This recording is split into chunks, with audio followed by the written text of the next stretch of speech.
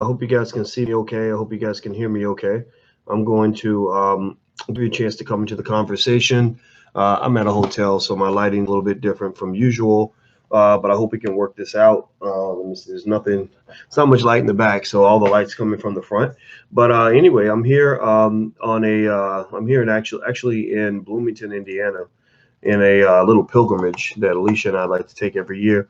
I met her at the Indiana University campus, and so we come back every now and then just to be reconnected to the place where we met, and it's a lot of fun. And so that's why we're doing the damn thing. So I ran 10 miles today. We're doing marathon training, which has been a motherfucker. It has been very difficult, but but I'll tell you what, you talk about cutting some weight, man. Woof. Ooh, buddy, I love that part. That's been the great part. Anyway, let me let me. I see some of y'all jumping into the topic. I see Rosalind and Nate and Rock Smith and Sewell and Eddie and Maya. What's going on? Pesos, Alexander, Jay, Aaron Roxborough. Good to see you. Croy Thomas, K Dub, Stephanie. How are you? Black Theology. Shout out the city that you're from. I always like to know what city you guys are coming from. I see Houston and Oakland from Carl, Shaman from Newark, New Jersey, H&H Investments. Hey, Doc, what's going on? How are you? Troy, SRTV. I see a lot of great Larry Hurt, Lakeisha from Charlotte. Larry Hurt was out, I think, out of Cleveland. Thank you for moderating the channel. I appreciate it. Please murder the trolls when you see them. Trolls deserve to be killed digitally, not in real life, but digitally. We just bitch slap them and send them home. Welcome to drboystv.com. This is the home for intelligent black people. So if you are not black and intelligent and believe in having an open mind, then you should probably just get the fuck out, because this is going to offend you. We do not want people around here running around with their 3 brain cells in their head up here acting like they know everything, because nobody in here knows everything, and I don't know everything, and I've been a college professor for 25 years. So if I've been a college professor 25 years and I'm the first one to remind you I don't know everything, then don't come up in here acting like you know everything, because I know that's not true, because I probably know more than you. I was probably in school when you were a little baby, or maybe even before some of y'all were born. So let's get it cracking. Let's jump into this conversation. You guys know, you guys weren't, maybe if you were on drboystv.com, you saw that I was a fan. I was a big fan of Dave Chappelle's latest Netflix special. It's called Sticks and Stones. It's very good, especially for people who have an open mind. It's really good for people who enjoy good comedy, who enjoy this crazy concept. This crazy thing. I know. Be ready. I'm gonna shock you with this. It's gonna knock your socks off.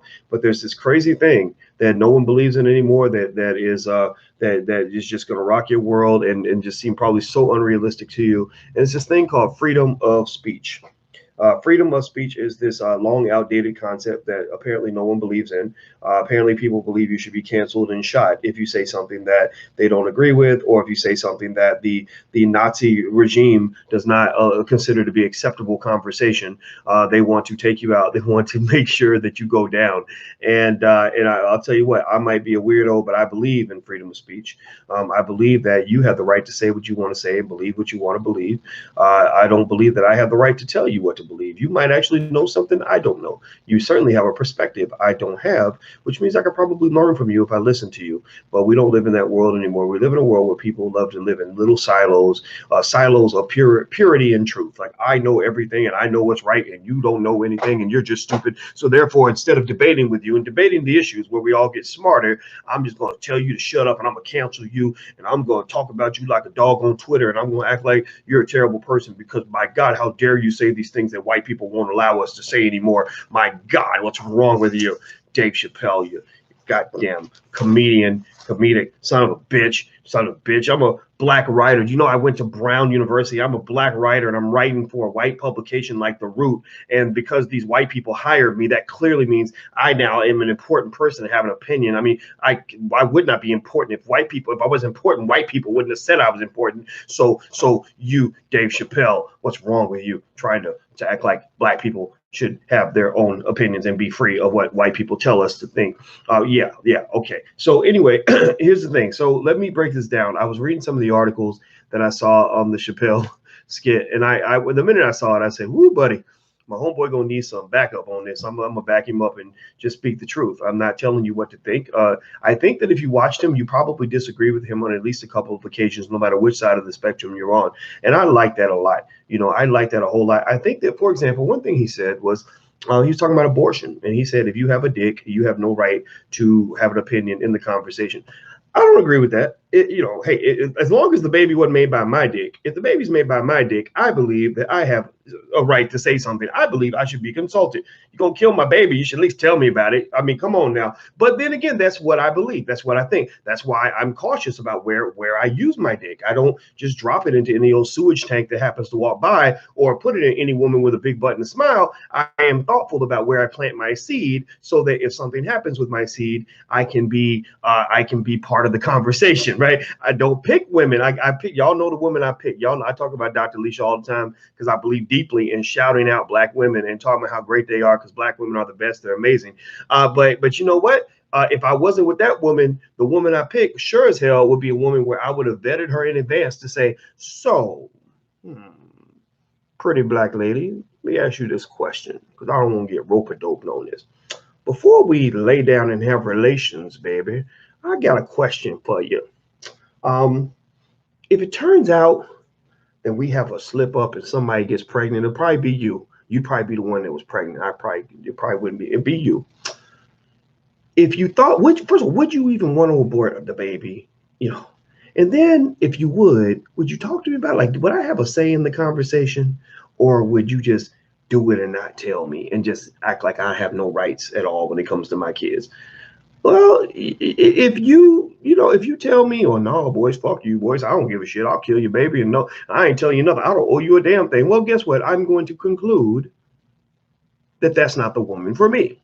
I'm going to say, I'm proud of my penis. I like it, and me and my penis are going to go somewhere else. We're not going to participate in all of this, because I don't want to be in a part of it. I'm not going to have you aborting my baby and not telling me about it, right? So that was the plan. That's what it is. That's the thing. It's this common sense thing called planning your life. If you want to have a good life, you got to plan a good life. You don't have good life. People don't usually have good outcomes by accident. Like, you don't succeed by accident, right? So, I didn't agree with Dave on that. I ain't gonna lie. Dave, if you're watching, man, I didn't like that part. I would like to talk to you and tell you, man, I don't agree.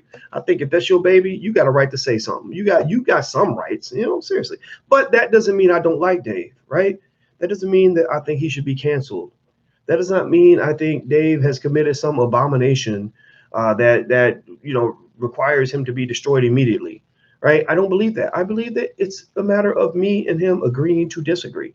Okay, tomato, tomato. All right, well, if you go make a baby, then that's going to be your situation or your whatever, but it won't be mine, right? And so I think that there's something to be said about that. I think that we've lost that. I think that people have lost the ability, some people, not all people. The people watching here probably haven't lost that, because that's why I always start the conversation by saying this is the platform for intelligent black people, because you got a lot of college educated idiots out here in the world. And I've taught a lot of college students. I've been teaching college students for a really long time, and I know the good and I know the bad. One thing I know about universities, one secret that they don't talk to you guys about, is that universities are, what's the word? They are these massive machines of social engineering, or some would say brainwashing. Universities, unfortunately, become these places where you're not just being brought into knowledge and learning and all the things that are good. You're also sort of being given this cultural twist on how you're supposed to see everything, right? So some of the stuff that doesn't make any sense, it comes out of the universities, and then it comes not just with a type of fascism where if you disagree with me, I'm going to punish you. I have a right to try to destroy you. But it also comes with the arrogance that says, well, and the reason that I'm smarter than you is because, by God, I've got this piece of paper from a white man that tells me I'm smarter than everyone else, right? And believe me, I know the white man's paper. I got plenty of those little bachelor's and master's degrees, and I got two. Y'all know I got 2 bachelor's degrees in 4 years when I was in college. I could have had 3. I was about 6 credit hours short of getting 3. I just got lazy my senior year. I just didn't want to. I didn't want to do all that. But yeah, seriously, like, I got paper too. I got any paper you got, I can probably match you pound for pound on paper, right? So I'm not saying it's not valuable, but I'm just saying it ain't all of that, right? And it doesn't give you a trump card that allows you to then go throughout the world and to tell everybody that they're wrong.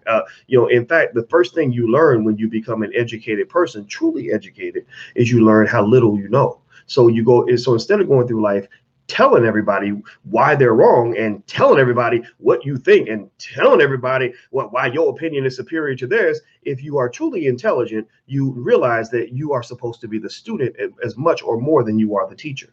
Or if you're truly intelligent, you learn that when you are always the smartest motherfucker in the room, then that means that you are probably the dumbest motherfucker in the room, because people who run in there and do all the talking and none of the listening are the people who don't run around sounding the stupidest at the end of the day. That's just the way it is.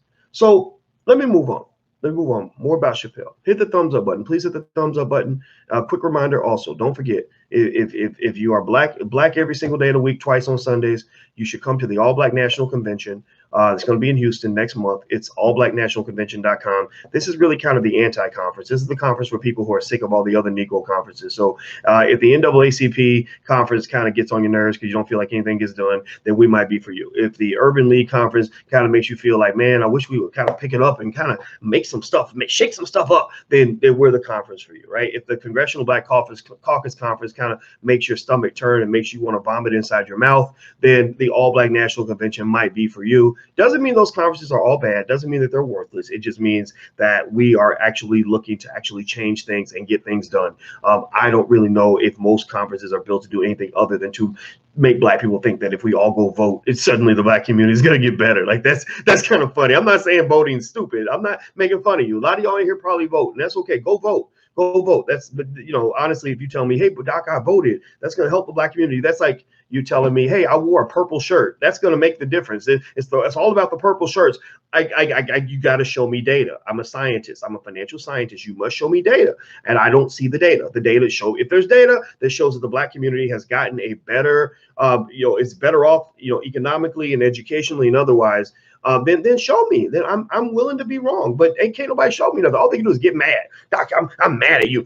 Like I got banned. I don't know if I told you guys I got banned from Ebony magazine. I'm really proud of that. There's a lady in there that worked there who was a high-ranking manager because I got spies. I got people everywhere. Like even in Bloomington, I'm running down the street in the marathon, and this dudes are running up like, hey, Dr. Boyce, whatever. I tell Alicia, I'm like, yeah, I got people everywhere. And so I had people in Ebony magazine, as they came back and they were like, yeah, there's some lady that really hates you, and she said that we're not going to publish anything from Dr. Boyce Watkins. And I figured it out. She lives in Chicago. They showed me who she was, and I believe it probably had something to do with voting. I think that she thinks I'm telling black people not to vote, and that's not true. I'm actually doing something far more dangerous than telling black people not to vote. I'm telling black people they have a choice.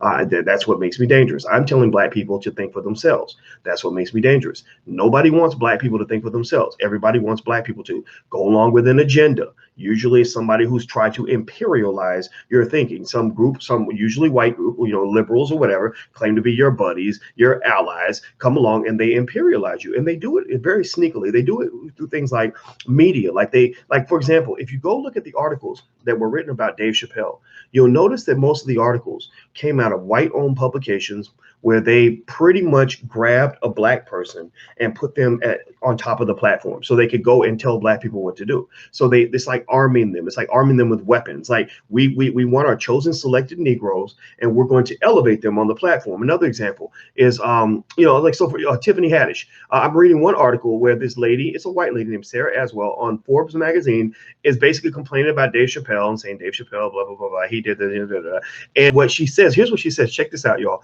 The recommendation she makes is that instead of wasting your time watching Dave Chappelle, go watch this other special called They Ready by guess who? Tiffany Mega Coon Haddish.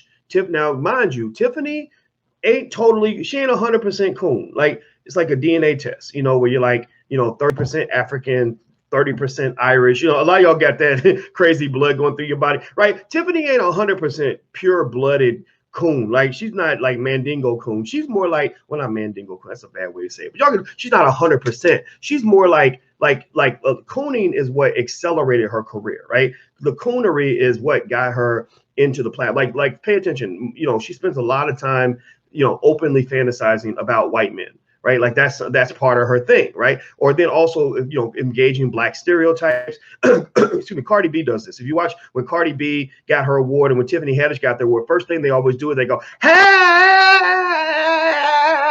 because people like that. They like that stuff, right?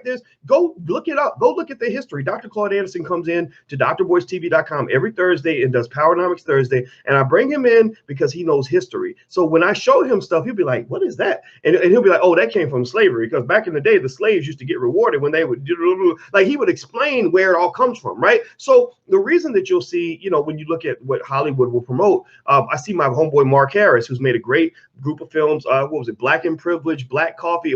Mark Harris, extraordinary filmmaker. But I'm sorry, Mark, I love you, brother. I love you. But I think you know this too. Hollywood will never like you. Hollywood is going to hate you. But the thing about Hollywood hating you is that makes me love you. When they hate you, I love you. When they reject you, I accept you, because we know what it takes for Black people to be truly embraced in Hollywood. So the first thing this lady does is she says Dave Chappelle's bad because Dave Chappelle won't go along with the agenda. Dave Chappelle won't say what we told him to say. He's not a good slave. So here's another one. She's a better slave. Tiffany Haddish is a master at saying exactly what certain white people want to hear. Therefore, she says Tiffany Haddish is the person that you should go see. Then there's The Root, another white-owned publication that markets to Black people. They're kind of like the Popeye's chicken of media, right? So like Popeye's chicken, like they make you think that it's Black when it's not. Like they did. Anybody tell me yes or no? Yes or no? Yes or no? Anybody ever see those Popeye's commercials where they had the Black lady who was literally talking as if that was her chicken? Like and people were like, well, we know she didn't own the chicken company. She was a spokesperson.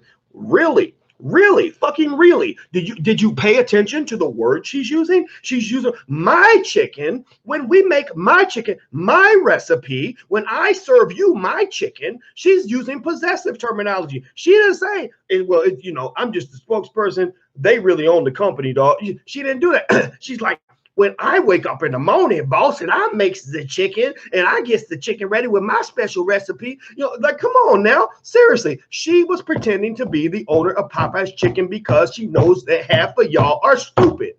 Half of our people don't get it. We don't read between the lines. We don't read the fine print. We don't understand the double talk. We don't understand the hidden agenda. We don't get none of that. We are easily programmed by what we see in the media. So that's why at the end of the day, coonery wins, right? It's like Boyce and free Black thinkers, like it's like 20 points, coonery 185. It's like 185 to 20 when it comes to like us against coonery, because coonery is powerful. It's like everywhere. It's like all through the media. So first thing that lady does is recommend Tiffany Haddish. Then you got The Root, a white-owned publication that markets to Black people, kind of like Popeye's chicken, and they pick select specific Negroes who fit the white agenda to decide who they're going to actually give the biggest platform to.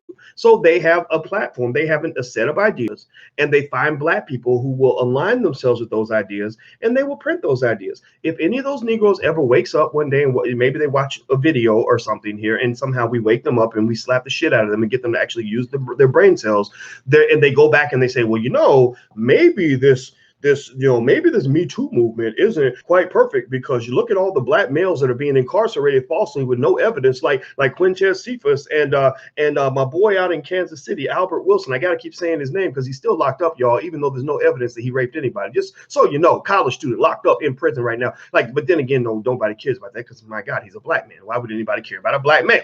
I don't know. So but they came back and started talking a little bit different. Then guess what? They would come in their office and they say, thank you, Tyrone. You were great. We love you, bud. But that last piece you wrote, we got to let you go, bud. We wish you the best. And then Tyrone wouldn't have anywhere to go because Black people don't really own anything. One thing I know about Negroes with bachelor's degrees and stuff who go write for these white-owned publications is most of them don't know anything about how to start a business. That's another interesting little trap they get you into. And so that's why I give you all real talk. Like, if you're Black, learn to start your own. Better not be dependent on these folks to give you a job for the rest of your life. They're going to control you, and they're going to control you with the threat that if you do mess up, they're going to cancel you. Right. So cancel culture doesn't just go into people attacking a Dave Chappelle. I don't think they can cancel Dave Chappelle because Dave Chappelle don't give a fuck. Let's just be real right now. Dave Chappelle has what I call fuck you money. I talked about this on the Breakfast Club. Fuck you money means that if you decide to cuss out your boss, if you decide to walk out that door, if you decide to tell them to kiss every inch of your Black motherfucking ass, that you can do that because you have enough money saved, you have enough investment, you have enough side streams of income, you got enough going on economically that you're going to be okay. So the question you must ask yourself is, do I have my fuck you money? Dave got his fuck you money. And I'm so happy for this man because he turned down that 50 million. Everybody's like, oh my God, you're so crazy. I would coon out. If that was Tiffany Haddish, Tiffany would do anything for that money. Like she'd be like, you want me to go in the bathroom and tickle your balls a little bit? I'd do that if you're Brad Pitt or something. I do. Because she said that. She says these things. She talks about sexual things she would do with white men and all, like she's trying to like survive, right? So it's fine. It's fine. That's what, a hoe got to do what a hoe got to do, whatever, right? But Dave Chappelle was like, no. Dave Chappelle was like, I have this thing called integrity. I believe what I believe, and I'm not going to let you change who I am. I'm not going to let you reshape who my mama made me out to be. And you can take it $50 million, you can shove it up your ass. That was a bold move for a black man in Hollywood, especially one in the position that he was in. Anybody who criticized him for that move or somehow felt that it wasn't brave needs to know what it feels like to turn down $50 million. None of us will know that feeling. None of us knows that feeling. I know I don't know. I've never known what it's like to turn down 50. I've turned down like $500,000. I've turned down like a few $100,000. I ain't never turned down $50 million. So Dave Chappelle deserves respect for that.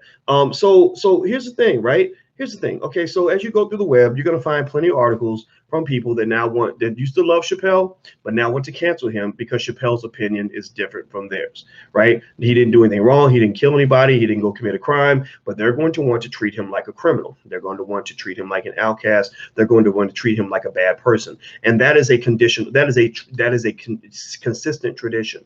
That's one of the reasons why the black male in his purest form, in his most honest form, is typically never accepted in America, which is why a lot of y'all may know black men, or maybe you are that black man who've gone through life pretending to be something that you're not because you're afraid. Oh my God, if I come and show them who I really am, they might cancel me. So the solution for black men is to look at Chappelle. Pay attention to what he did. Dave Chappelle said, I need to figure out how to get what I need, the money that I need or whatever, so that in case they start tripping, I'm going to be okay. That's why I believe that every black male in America should learn by the age of 12 how to start a business. If you have a black male in your house, teach him to start a business by the age of 12, teach him how to invest, teach him to have his money right, and teach him why money is a form of protection. It is a form of security in case because the first thing they do when you get out of line is they start coming after you and they start trying to threaten your job and take that away. Also, do not depend on validation from your oppressor to make you feel good about yourself. That's another thing they take. They don't just take your money. They take away your self-esteem. They take away your public image. Like, oh, now you're a villain, and now you're this, now you're that, and right. And if you don't care about any of that, like I don't care. I tell you guys all the time. I've had people hit me up all the time, like, Doc, you should have your own TV show. No, I shouldn't. Hey, well, Doc, you could get a radio show. You should probably go approach Sirius XM satellite. No, I don't want that. I don't want to be on CNN. Why would I do that? Do you understand how vulnerable that makes me? If I go out and expose myself in that way and let them have the power over me, then the minute I get out of line, the minute I start speaking God's truth that came through me, my truth, not the only truth, not the universal truth, but it's the truth that God put in me. The minute I start doing that, I'm going to be punished and bitch slapped like a little boy in public, and it's going to be painful for you to watch and painful for me to watch. Because the first thing they love to do to control the Negro masses is to take your greatest heroes and bitch slap them in public and break them down in public right in front of you to remind you, look, nigga, if you get out of line, this is going to happen to you too. If you get out of line on your job and you start getting a little too black, a little too whatever, you become too much of a free thinker, you start speaking against the grain or speaking out of turn or speaking in a way that we don't believe that you're allowed to speak, then we're going to punish you too. Right? Because a lot of the ideas that I lay out here on this platform for you guys are not designed to be inherently antagonistic. They're not designed to be deliberately, to deliberately piss people off. They're not designed. I'm not trying to be an asshole. I just get called one a lot.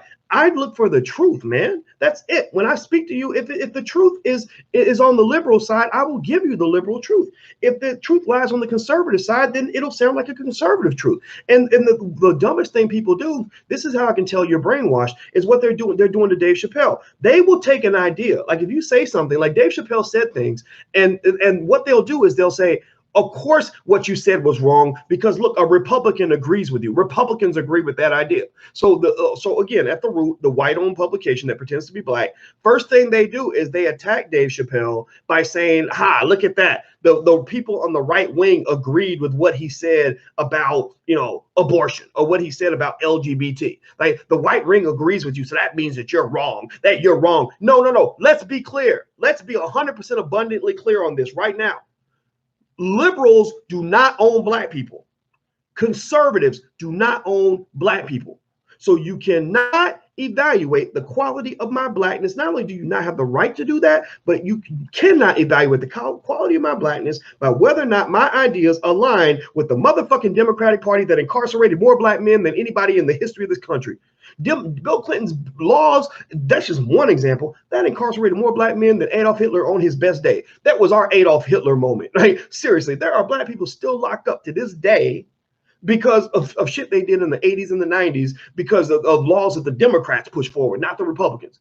I'm not saying that they're all bad. I'm saying on that one, that was a Holocaust that they inflicted on your community. You got fucked up kids all over the place right now because they've been divided from their families for 25 years. And you try to make me feel bad about some Mexican kid who broke across the border and he ain't seen his mama in 2 weeks. I feel bad for him. My heart bleeds for him, but I ain't got no more blood left because y'all drained all the damn blood because I've been crying for black babies for 25 years. So fuck you and your agenda. I'm not going to cry for little Paco who's been here for 2 weeks when you ain't said nothing about the black people who've been suffering since 1988. What is wrong with you? How sick are you? How stupid are you?